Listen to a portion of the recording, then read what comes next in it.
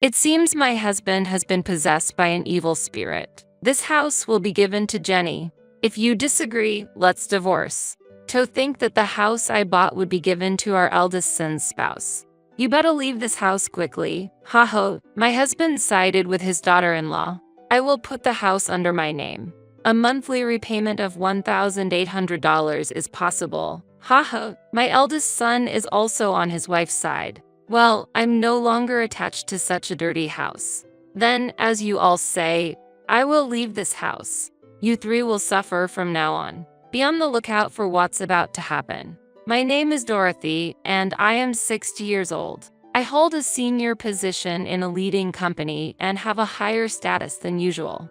I live with my husband, Frank, who is 2 years younger than me. Last year, we renovated our house in preparation for the future. Our house was built by my father and has aged and deteriorated over the years. Therefore, we wanted to improve the living conditions to spend the coming years comfortably. However, considering our age, the monthly repayment amount is somewhat high at $1,800. But since I am an executive at a large company, the chances of passing the loan screening are pretty high. Frank works in management at a medium-sized restaurant but earns less than me, so the loan is more likely to be approved in my name. My salary alone makes it difficult to continue with the house loan. This house, originally belonging to your father, is currently registered in your name. I'm sorry, but could you take on the full amount of the loan? In return, I will contribute more to the household than before. After such a discussion, we decided to renovate. The renovated house has become more comfortable to live in, almost like a different place. It's very pleasing to know that by renovating the house I've lived in since childhood, I can continue to live here for a long time. I never imagined that the day I would leave this house would come. It was sudden. My cell phone vibrated. I'm getting married. My son Steve told me over the phone. Steve is 31 years old and works as a middle manager in a leading company. My eldest son, who has always been an excellent student, devoted to his studies and club activities, has continued to be enthusiastic about his work as an adult. That might be why I have never heard about his romantic relationships. I was very curious about the woman he was considering marrying. I wonder what kind of person she is. If Steve chose her, she must be charming. However, I'm worried that Steve, who has little experience in love, might be taken advantage of by someone with ulterior motives. I was filled with excitement and worry about meeting the woman my son brought home for the first time. Then, the day of the first meeting arrived. A woman with brown hair and a white chiffon dress, exuding purity, came to visit. I'm Jenny, please take good care of me. She was polite and charming, making for a likable first impression. I'm honored to meet you, father and mother. She smiled, showing her sparkling white teeth. If it's her, I can entrust my son with ease. I felt this way, and it seemed Frank shared a similar opinion, showing a smile. She's a wonderful girl. When Frank murmured that, she said, I'm so happy to hear that from you, Dad. I look forward to getting along with you. Gripping Frank's hand tightly and looking back at him. What's happening? Her intimacy surprised me, and I was a bit bewildered. Steve seemed surprised as well. However, a complex expression appeared on Frank's face. It wasn't jealousy, but it wasn't a comfortable feeling either. What are you doing? I asked, wishing for her to avoid such actions for my son's sake. She panicked. Oh, I'm sorry. I shouldn't have done this upon our first meeting. And quickly apologized, withdrawing her hand from Frank's. I'm often told that I don't understand personal space. It's not intentional, but I'm truly sorry. It seemed like it really wasn't intentional. Still, I was somewhat surprised by her actions, considering I initially had a good impression of her. However, Steve truly loved her. Yeah, Jenny might have a strange sense of personal space. Haha, but that's part of her charm. I'm not good at talking with women, but she approached me proactively. That's why we could become so close and consider marriage. I didn't expect Steve, who is usually passive towards the opposite gender, to change so much because of Jenny. Please take care of Steve. despite various emotions. If she is a good person, everything will surely be okay. I accepted their engagement. Afterwards, things progressed swiftly, and within a few weeks, they had officially submitted their marriage registration. I wished for the best for their future happiness. One day, half a year after they got married, I'm home. When I returned from work, there were unfamiliar women's shoes at the entrance. Stepping into the living room, I found Jenny. "Oh, Mother, welcome back." The table was littered with empty cans and bottles of alcohol. It seemed they were enjoying some drinks. "What's this?" I wondered about the two of them having a party without Steve. I happened to meet Jenny on my way back from work. We talked about wanting to get closer, so we decided to drink together. But since it was before payday and money was tight, I suggested drinking at home. Why have a party at home? It would have been ideal if Steve also joined, and we all could have had fun together. I don't want to intrude on the newlyweds, but it would have been better if we gathered at Steve and Jenny's place. I tilted my head and answered, "Indeed, we could have done it at our house, but the beauty of this residence is exceptional, and our place is a bit messy right now." Jenny's speech was unclear. She was slurring her words, clearly quite drunk. Hearing her normally precise speech become lax under the influence of alcohol was unexpected. But what was the reason for enjoying the alcohol just between the two of them? "Why didn't you call Steve?" I found it unusual for a daughter-in-law to come to her in-law's house to drink, especially during the honeymoon phase. After seeing them together, I started to look for Steve. Steve is currently busy with work and working late into the night. Because of that, I've been feeling very lonely. Jenny said, starting to cry. "It's okay, Jenny, you've done nothing wrong. The problem lies with Steve, who leaves you alone despite being newlyweds." Saying this, Frank gently stroked her head. "What? Father, what is this situation? I feel increasingly uncomfortable." "Look, Frank, Jenny is Steve's wife. It's wrong to do this, especially to Steve." I scolded Frank for his excessive behavior. And then, suddenly, "Oh, don't be so harsh on Father." Jenny stood up for Frank. "What?" I reflexively uttered in surprise, confused by her statement. I had a lot I wanted to say, but the day's fatigue made everything feel bothersome. "I'm going to take a bath. Please clean up after yourselves," I said with a sigh and headed to the bathroom. Afterwards, I called Steve to explain the situation, and he replied that he would leave work and come to pick her up immediately. Jenny's behavior seemed very odd to me. However, the fact that Steve rushed over to get her showed me how deep his affection is towards her. But I couldn't shake off the feeling that their future domestic life might be somewhat troublesome. Reluctantly, I decided to give advice about their future life when Steve arrived. While lost in thought in the bathroom, quite some time had passed. Returning to the living room with a somewhat dazed mind from the heat, Steve should have already picked up Jenny, but oddly, despite coming by car, they both seemed to be enjoying alcohol. "Steve, you came by car, right? Why are you drinking?"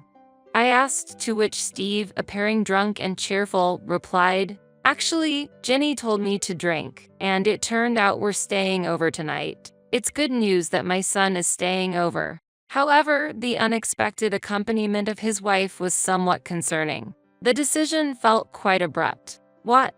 I was inwardly astonished, but Steve had already drunk alcohol. "Hey, Mom can drive you. It's okay." I didn't want the daughter-in-law to stay over. Despite feeling tired, I offered to drive them home. However, Steve said, "Come on, it's okay. You're tired too, right? Why don't you join us for a drink instead?" With an innocent smile. At that moment, I found myself speechless without any room for argument. Haha, huh? At that instant, a feeling of discomfort sprouted within me. Suddenly, Jenny looked at me with a smirk, as if her smile harbored some conspiracy. Could it be? It seemed like she was laughing at my puzzled appearance. "It's just my imagination, right?" I truly hoped it was a misunderstanding, but in reality, her plan had already been set in motion at that point. The next day, Jenny apologized deeply for her missteps multiple times. "I am terribly sorry," she said before leaving, and I felt like peace had finally been restored, overwhelmed by fatigue. But when I returned home that day, Jenny was there again. Steve was nowhere to be seen. Disheartened by the previous day's events, there was a change in her demeanor. "I'm sorry for the inconvenience again, but I really wanted to apologize in person," she said, handing over some sweets. "I too lost my composure yesterday. I'm truly sorry." Frank seemed regretful as well. Seeing their remorse, I decided to forgive them this time. "I appreciate it." Jenny seemed genuinely relieved, but perhaps because the situation was quite awkward, she stopped visiting our home afterwards. Honestly, I did not want to get deeply involved either, so I was grateful for that outcome. Then one day, Frank, with a serious look, said, "I have something to tell you." As I waited in the living room, wondering what was going on, Steve and Jenny visited for the first time in a while. "It's been a while," I greeted, but they seemed to ignore my words and passed by as if they hadn't heard me. Perhaps my voice didn't reach them. Suddenly, Frank declared loudly, "This house will be given to Jenny. If you disagree, let's divorce." "What?" I was astonished. The discussion of transferring the house to Jenny came out of nowhere. It was a baffling situation. While I was confused, Jenny said, "Please, leave this place." "What does she mean?" "I'm confused." "Wait a minute. What do you mean by transferring the house to Jenny?" I asked, to which Frank replied, "You've been making Jenny suffer, haven't you? That's unforgivable. She's such a good girl. Making her suffer. There's no such fact." However, Frank refused to listen to my argument. "Shut up. I heard it from her. That's why she was crying, saying she couldn't go home." Frank continued angrily, with Jenny shedding tears. "Why has it come to this?" Then Steve also burst out in anger. "I never thought my mother could do such a thing. You're horrible." The more I denied, the angrier they became, and Jenny's tears didn't stop. "That's why we're going to divorce. Leave this house immediately. I plan to continue living here with them." I couldn't understand why I had to transfer my own house to Jenny. When I asked for the reason, because Jenny is deeply hurt. We could have sought compensation, but we thought of a better solution. "Taking this valuable house from you and giving it to Jenny is the appropriate punishment for you," was the response I received, even though I didn't make her suffer. Why should I face such retaliation? It's impossible for Jenny, who quit her job after getting married, to pay a monthly loan of $1,800, I argued. "Don't worry. We'll change the name to Steve. As long as Steve is working, the name change should be possible right away. However, there are restrictions on changing the name on a loan contract, so it wouldn't be that simple." In reality, changing the loan terms wouldn't be easy. I doubt the bank will allow it. When I counted, Frank said, "Don't worry, not only you, but Steve also works at a letting company. Plus, I have an acquaintance at the financial institution where you have the loan. If I talk to him, it should go smoothly." Appearing fully convinced. "Yeah, a monthly repayment of $1,800? Piece of cake." Influenced by Frank's confidence, Steve also agreed. Gradually, the reality of transferring the house to them became apparent. I've said it many times, but I didn't do anything to her. There's no way I'm handing over this house. As I strongly objected, they became furious again. I was fed up with this situation. Then Jenny, who had been crying all this time, spoke up. "Mother, for the sake of us and our unborn child, please," she pleaded while caressing her belly. Unbelievable. "Mom, Jenny is actually pregnant right now. If her mental state becomes unstable, it could lead to the worst-case scenario. That's why I hope you can be a bit more lenient." Steve revealed the fact of her pregnancy. Indeed, stress during pregnancy should be avoided. However, being forced to transfer my home based on unfounded accusations is unacceptable. My heart was filled with turmoil. "I need some peace and quiet," I said, leaving the scene for the bedroom. Could I have unconsciously made Jenny suffer? I pondered while lying in bed when I found a strand of brown hair on the bed. "What's this?" Both Frank and I have black hair, so finding brown hair here is strange. Could it be Frank? My heart was disturbed. After the recent troubles, to find such a shocking discovery was overwhelming. I was getting confused. What's in the world? I I cried myself to sleep. Waking up late at night, I was headed to the living room when I heard voices inside. Apparently, Steve and Jenny hadn't gone home yet. I wished I could have joined the evening drink.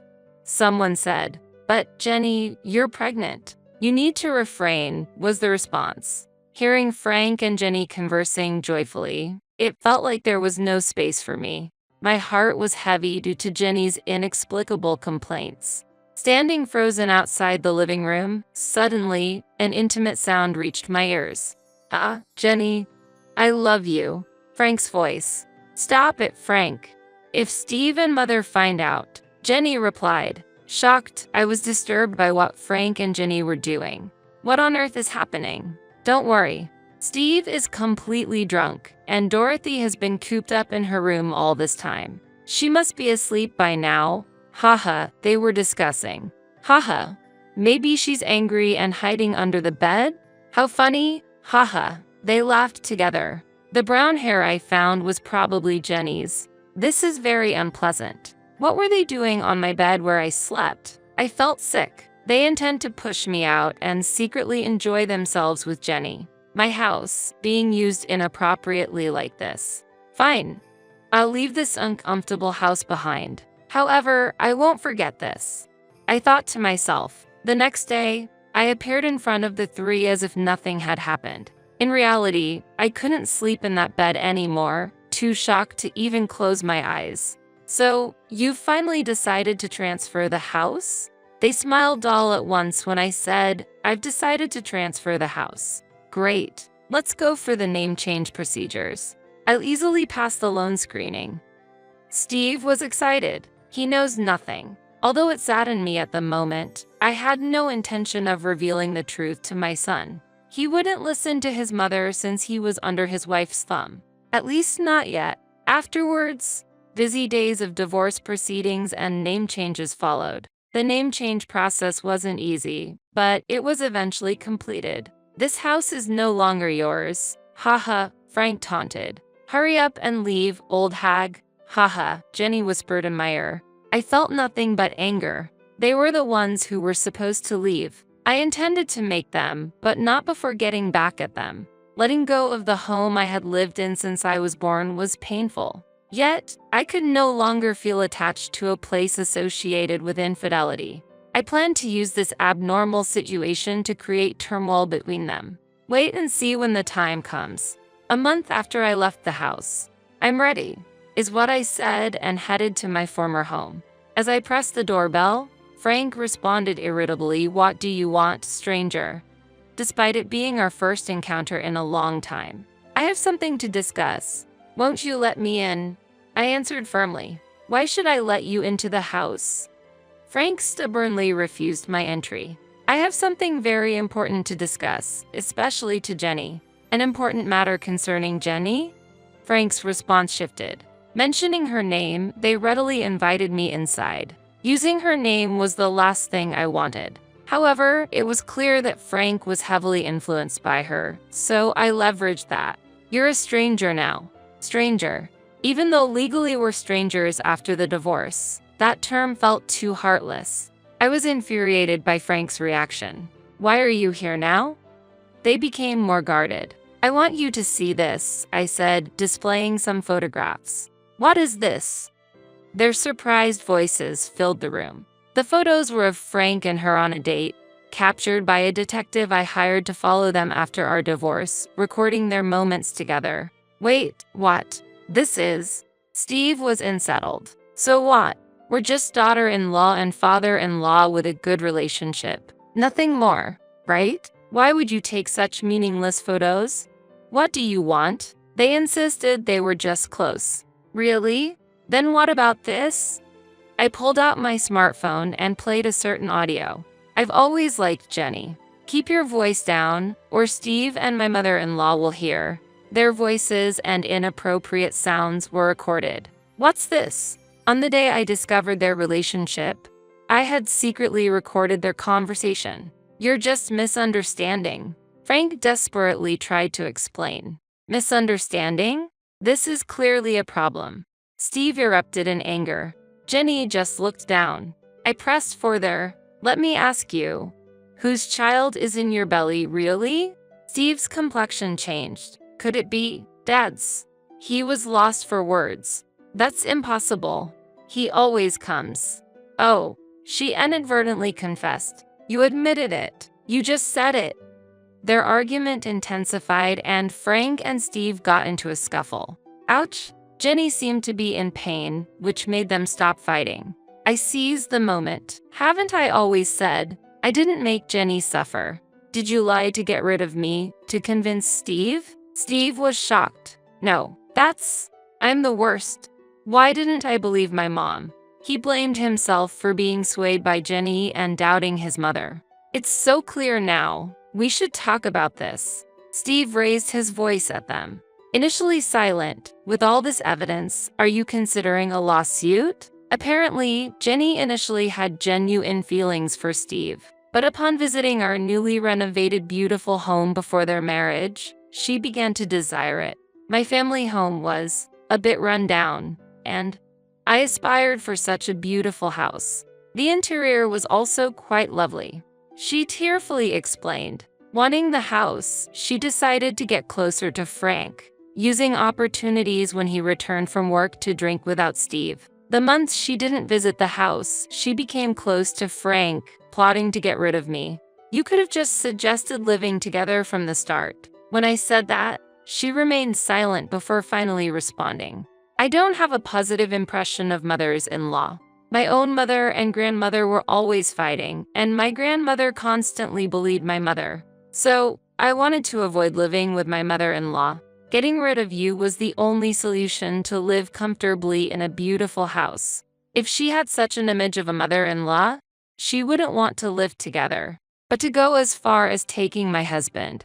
However, how did Frank perceive this situation? I knew I was being used, but I fell for her the moment we exchanged greetings, shook hands, and she smiled at me. Despite knowing he was being used, Frank fell in love and decided to abandon me to keep her by his side. You guys are really unforgivable, Steve said as both of them looked down, tears streaming down their faces. Steve decided to get a divorce. DNA tests on the newborn confirmed Frank as the father. I won't be paying child support, he declared, demanding alimony from them. I made a similar choice. I never thought I'd be demanding alimony from my own father. I gently patted Steve's head as he sobbed. Our lives were thrown into chaos because of a foolish woman's actions. However, the life that got thrown into chaos the most was her own, which she would regret forever. My prediction was spot on. 2 years later, she chose to continue living with Frank in a de facto marital relationship, claiming it was for the child's sake. And to work and raise her child, she had to leave her newborn at daycare. Today, Grandpa, Dad came to pick you up, huh? She seemed to attract attention from other mothers at the daycare. While the children played well together, she felt lonely not being able to make any mom friends. Additionally, when she explained her divorce and relationship with Frank to her parents, they got furious, directing their anger at Frank too. Now, she is estranged from them. This was all the result of her own choices. Meanwhile, Steve lives alone in that house. I wanted to sell it, but that would be too cruel to Mom. After all, this is the house where Mom has lived all her life. I couldn't sell a house filled with such memories. He felt disgusted by the house and considered selling it but couldn't due to guilt, possibly influenced by my repeated expressions of discomfort towards the house. He arranged for house cleaning and disposed of all possessions belonging to Frank and her. Steve, acknowledging the trouble caused by her, said, "It might be because of that woman, but I've troubled you, Mom. You might not be able to forgive me, but please let's meet up sometimes. Visit the house. And let me be a good son to you from now on." And gave me trip tickets. Steve has shown deep remorse. Although I can't forgive him just yet, I'm willing to work towards restoring our relationship.